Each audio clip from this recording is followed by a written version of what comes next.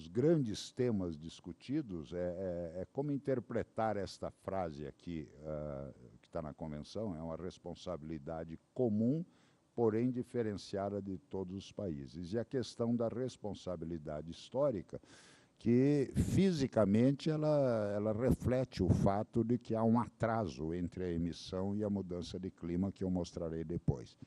E as duas, às vezes, são usadas na retórica política como para dizer, eu acho que eu não devo fazer nada. Mas não há nenhuma base para uma afirmação como essa. O que está sendo negociado hoje está dentro do marco do chamado Plano de Ação de Bali, porque a Conferência das Partes da Convenção em 2007 foi em Bali, na Indonésia, que deu um prazo de 2 anos, se encerra agora em Copenhague. Tem um regime chamado CALROS no protocolo de Quioto, que são objetivos quantitativos de limitação e redução de emissões, e agora se fala em actions that are measurable, reportable and verifiable, ou seja, metas, que não necessariamente para as emissões nacionais, mas podem ser meta em qualquer unidade. Meta de contribuição de fontes renováveis para a matriz energética, são metas, são números e prazos, né? E agora, nas negociações, apareceu o conceito de nationally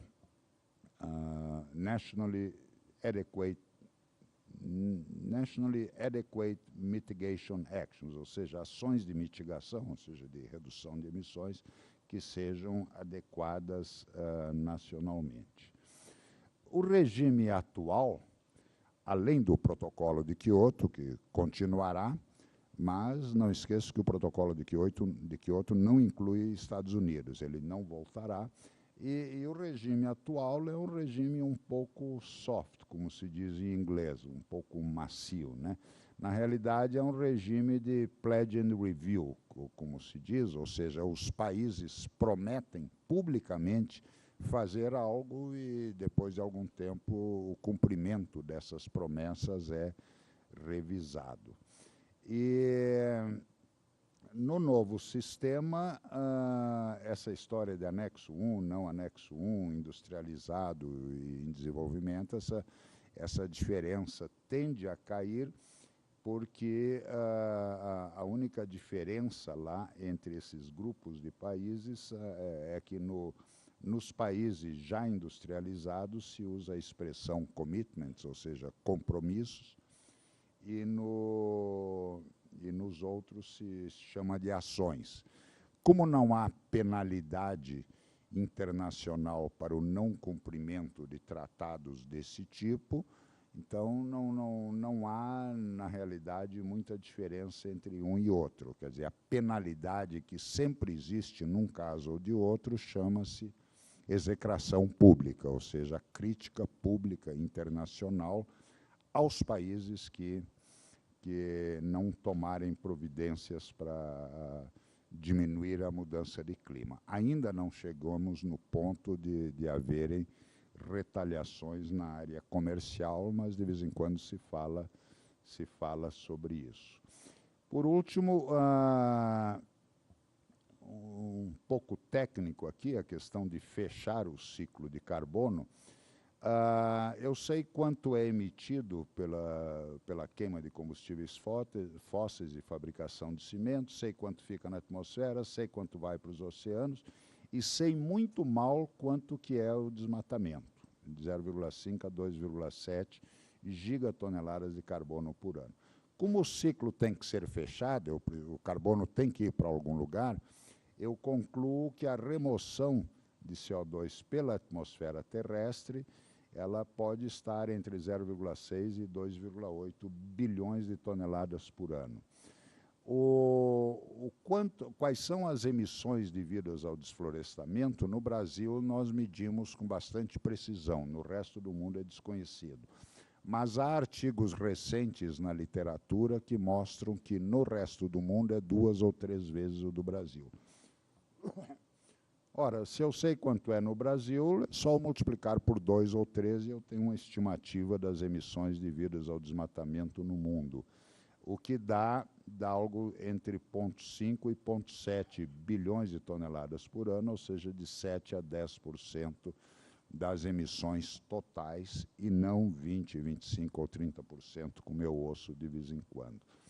E nas negociações, há países que tendem a reclamar como crédito o fato de as suas florestas estarem engordando, portanto, removendo o CO2 da atmosfera. Agora, isso não vai muito longe, porque com a mudança do clima se prevê que a biosfera como um todo virará uma fonte de dióxido de carbono. Para tornar mais racional a discussão, é especialmente importante o desenvolvimento de uma métrica global para quantificar o impacto das ações humanas sobre a mudança de clima. Isso vem sendo discutido hoje. O melhor candidato para o qual eu estou fazendo propaganda aqui chama-se GTP, em inglês, Global Temperature, ou Temperature Increase Potential, que é o potencial global de aumento de temperatura, que é uma função de transferência que diz o seguinte: se eu fizer uma certa ação, vou usar aqui o exemplo do etanol, se eu deixar de usar 1 litro de gasolina e usar 1,2 litros de etanol para realizar o mesmo trabalho mecânico de transporte num carro, qual é o efeito disso aí sobre a mudança de clima? Essas curvas, elas têm esse formato. Aqui dá para vocês verem, no caso do metano, um atraso de 20 anos em relação à data da emissão, depois 40, 50 anos aí para o CO2. E esse potencial, normalmente, ele é simplesmente a interseção dessas curvas aí depois de um certo número de anos. Muito obrigado e desculpe por ter passado um pouquinho do tempo.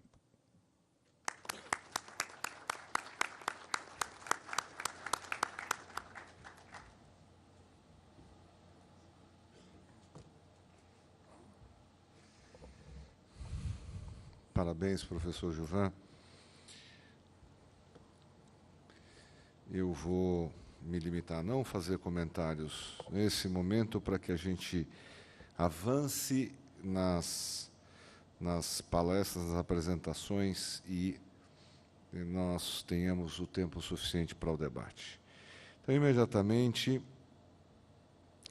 eu chamo e dou a palavra ao professor Marco Fujihara, que falará também sobre o mesmo assunto com as suas contribuições. Bom, obrigado. Eu queria agradecer a lembrança do meu nome para a gente poder falar algumas coisas sobre um tema que a gente já vem trabalhando há anos, mas eu fico meio constrangido de falar depois do Gilvan, né, porque o Gilvan passa pela ciência e eu vou mais para o biometal, para mercados, para essas coisas. As pessoas podem não ter a mesma empolgação.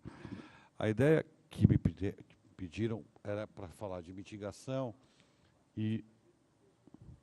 tá ok.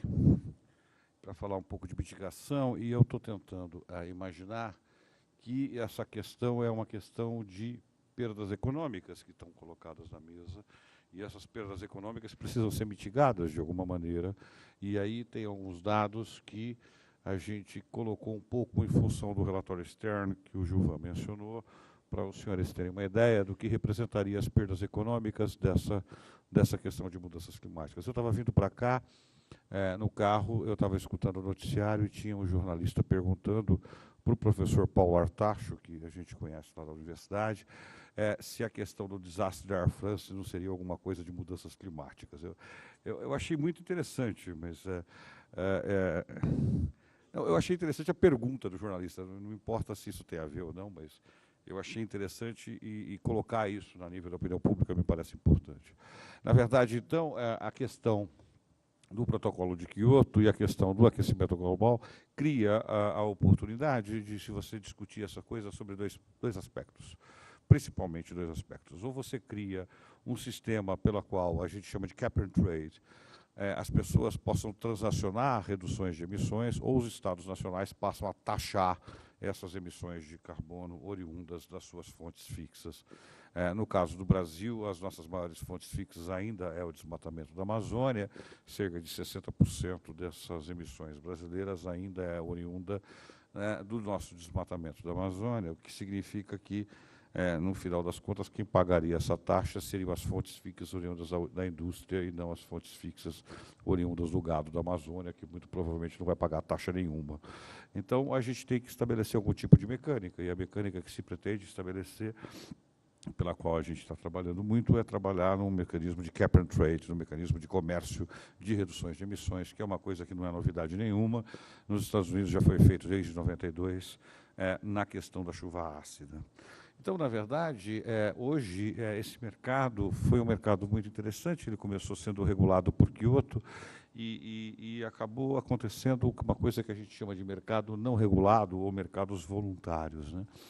É gozado porque os mercados regulados por Kyoto fazem parte de um acordo internacional, aquilo que o professor Gilvan mencionou, mas esses mercados regulados estão sujeitos a chuvas e trovoadas do movimento diplomático ou da diplomacia de cada país, ou do commitment de cada país, no sentido de tomar ações com relação ao aquecimento global. Paralelo a isso, surge um outro mercado, que a gente chama de voluntário, que é o mercado dos voluntários de reduções de emissões, onde as reduções de emissões passam a constituir um ativo e não mais necessariamente uma obrigação de reduções de emissões, onde essas reduções de emissões podem ser quantificadas e podem ser colocadas à mesa no processo de negociação bilateral. E é isso que se chama de mercados voluntários. Na verdade, um pouco das diferenças dos mercados regulados e dos mercados voluntários, os mercados regulados basicamente são aqueles incorporados e determinados pelo Protocolo de Kyoto, a partir do artigo 12 do Protocolo de Kyoto, que é o artigo que define como se transaciona essas coisas.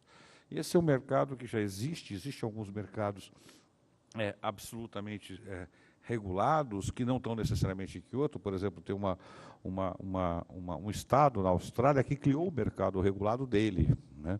E funciona muito bem, como a Califórnia tem um mercado regulado há mais de 20 anos de outros gases que não sejam estufa, né? Principalmente gases oriundos da chuva ácida, né? Então, o que a gente tem a ver com isso? Quer dizer, então, se criou um negócio que chama mercado voluntário. E aí que eu gostaria de começar a conversar com os senhores sobre o mercado voluntário. Depois de mim, provavelmente, a representante da Única vai falar quanto que o etanol contribui para as reduções de emissões globais, e a gente não percebe que existe possibilidade de a gente colocar essas reduções de emissões em mercados que não necessariamente sejam regulados por Kyoto, que possam ser regulados necessariamente por outros mecanismos, né? E o mercado voluntário tem essa capacidade, né? O mercado voluntário vai atrás da reputação das pessoas, porque eu não vejo nenhum sentido a gente exportar álcool para o Japão, contribuir para a redução de emissões no Japão e não ganhar nada por isso. Não ganhar um premium price por causa disso. Então, na minha cabeça, eu acho que a gente começa a pensar que tudo que possa contribuir para reduções de emissões tem que ter um valor, e esse valor tem que ser remunerado de alguma maneira. E é isso que pretende o mercado voluntário, né? Na verdade, existem várias moedas no mercado de carbono. Esse quadro não é meu, é o quadro de uma pessoa que trabalha comigo, que está aqui na plateia, que chama Fernanda. E ela montou esse quadrinho, eu achei muito interessante, porque, na verdade, são vários mercados e são várias moedas hoje, não tem mais só Kyoto no mundo, né? O Kyoto passou a ser um dos componentes de um mercado muito mais sofisticado que está se criando atrás disso, que são mercados voluntários, reputacionais, e são mercados que muitas vezes têm a ver com limitações de quantificação ou com limitação de outras formas de atuação. Isso são as moedas hoje no mercado de carbono. Antigamente, se eu fizesse esse quadro há 2 anos atrás, eu provavelmente só falaria de mercado regulado, e hoje os mercados voluntários tendem a crescer muito, né? A semana passada eu estava em Barcelona participando de um evento onde só basicamente se discutiu mercados voluntários, os mercados regulados. A burocracia dos governos criou tanta coisa que acabou ficando meio complicado trabalhar só em mercados regulados, né? No fundo, o mercado voluntário tem